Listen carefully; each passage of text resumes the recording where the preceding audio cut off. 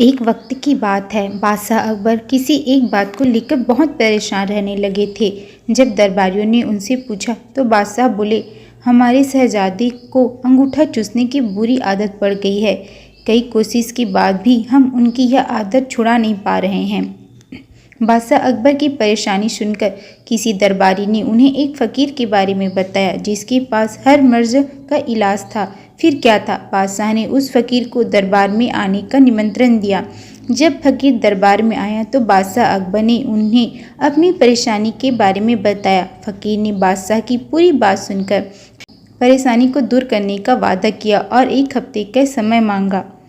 जब 1 हफ्ते बाद फ़कीर दरबार में आया तो उन्होंने शहजादे को अंगूठा चूसने की बुरी आदत के बारे में प्यार से समझाया और उसके नुकसान भी बताए। फ़कीर की बातों का शहजादा पर बहुत प्रभाव पड़ा और उसने अंगूठा न चूसने का वादा भी किया। सभी दरबारियों ने यह देखा तो बादशाह से कहा, जब यह काम इतना आसान था तो फ़कीर ने इतना समय क्यों लिया? आखिर उसने क्यों दरबार का और आपका समय खराब किया? बादशाह दरबारियों की बातों में आ गए और उन्होंने फ़कीर को दंड देने की ठान ली। सभी दरबारी बादशाह का समर्थन कर रहे थे, लेकिन बीरबल चुपचाप था।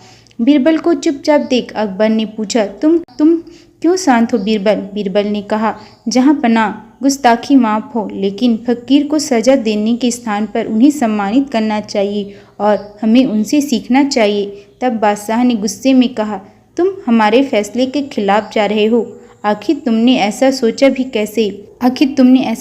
कैसे लिया? जवाब दो।